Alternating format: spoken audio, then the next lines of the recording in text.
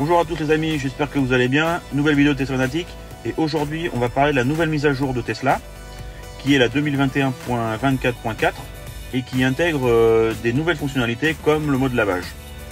Alors si ça vous intéresse, j'imagine que vous l'attendez aussi avec impatience, je vous explique tout ça maintenant.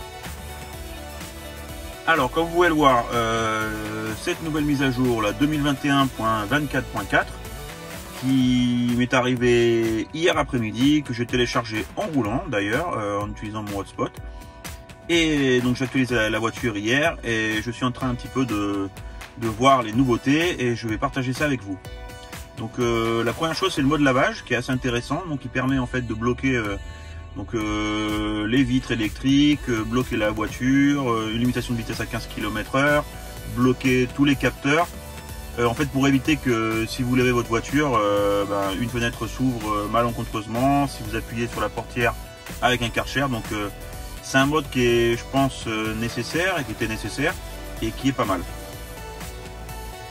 La deuxième chose, qui est pour moi pas très utile, mais bon, qui apparemment a été demandée, c'est en fait de pouvoir paramétrer la diminution de la luminosité sur les rétroviseurs.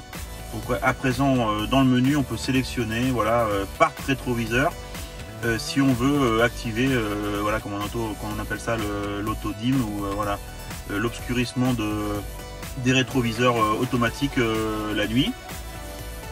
Bon, pour moi, je laisse toujours activé parce que ça me dérange.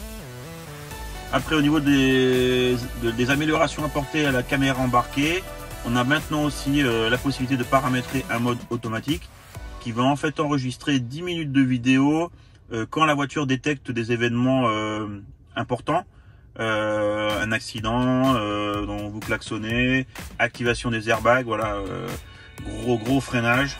Donc à mon avis, voilà, ça pourrait être pas mal pour enregistrer des séquences qu'on n'aurait peut-être pas forcément enregistrées sans ce mode automatique.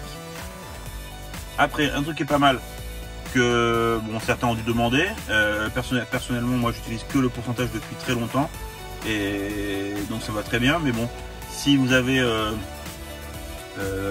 besoin, peut-être au début, pour les gens qui viennent de recevoir leur voiture, vous avez maintenant la possibilité de, en cliquant directement sur l'icône, de passer à l'autonomie.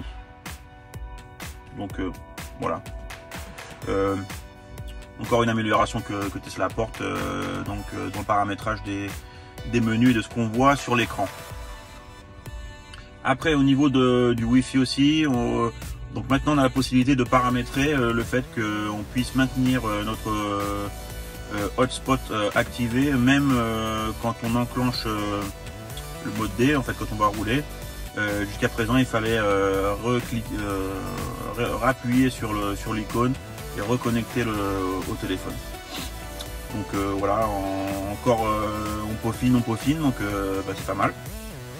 Et donc voilà, dernièrement, voilà, 3 nouvelles langues qui sont maintenant acceptées pour les menus, le hongrois, le roumain et le russe.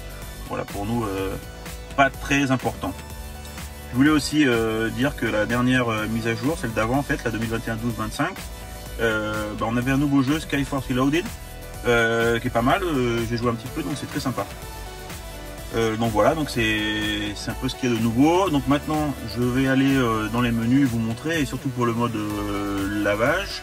Alors évidemment entretien, mode lavage, et on va passer tout de suite au mode lavage. Et comme vous pouvez le voir, on a qu'un nouveau menu, qui limite la vitesse à 15 km/h, le port de charge verrouillé, verrouillage par éloignement off, essuie-glace off, voilà, alerte sonore, mode sentinelle, climatisation en recirculation, les 2 coffres fermés. Donc voilà, c'est pas mal. On a aussi la possibilité de passer en roue libre, d'accord. Donc on appuie sur le D, voilà, et donc maintenant on a la possibilité de passer en roue libre. Hop, donc là c'est en roue libre. Donc ça permet aussi de passer la voiture dans les tunnels de lavage, quand avant il fallait voilà, faire une manœuvre qui est, bon, pour moi qui était assez facile, hein. Il fallait monter un peu le commodo, voilà, comme ça entre les deux, pour aller chercher le neutre. Voilà, c'est pas mal. Je pense que je vais l'utiliser, surtout quand je lève ma voiture au Karcher. Donc voilà, c'est pas mal du tout. Alors pour le reste, c'est pareil, c'est des manips pour aller, voilà, pour aller paramétrer les différentes choses. Donc au niveau de la, voilà, pour les rétroviseurs, pour l'obscurcissement automatique, là c'est pareil. On va dans les menus, rétroviseur, et donc voilà, maintenant on a un nouveau menu, un nouveau switch où on peut effectivement activer ou désactiver l'obscurcissement automatique des rétroviseurs. Voilà, alors pour la caméra embarquée c'est pareil, il va falloir aller dans sécurité, voilà, caméra embarquée, donc là c'est pareil, maintenant on a un nouveau menu, un menu qui s'est amélioré, donc on a maintenant la fonction auto, manuel et off. Voilà, donc en auto, comme je vous disais, le système enregistre 10 minutes de vidéo durant un incident important ou un événement important. En pourcentage, autonomie on l'a vu, et pour le Wi-Fi, donc voilà, il suffit de l'activer. Maintenant en fait, dès que vous enclenchez le mode D, donc vous maintenez en fait votre hotspot et votre connexion sur votre téléphone portable. Voilà. Alors voilà, c'est tout pour aujourd'hui. C'était juste une petite vidéo assez courte pour la mise à jour. Ça faisait longtemps que je n'ai pas fait, mais bon, je pense que celle-là valait la peine quand même. Je pense que c'est une des meilleures mises à jour des derniers mois. C'est vrai qu'on est un petit peu en attente d'avoir la version 11 du logiciel, celle qui est présente sur la nouvelle modèle S Plaid et la nouvelle modèle S et modèle X. Donc avec vraiment un changement complet de l'interface avec des nouveaux menus. Mais bon, en attendant, on a toujours quand même des mises à jour et ça prouve quand même que Tesla continue à améliorer la voiture, ce qui est quand même agréable. Voilà, donc si vous avez des questions, n'hésitez pas dans la section commentaires, posez-moi des questions, et je vous invite aussi à vous abonner si ce n'est pas déjà fait, et donc à me suivre. Voilà, ciao, bye bye.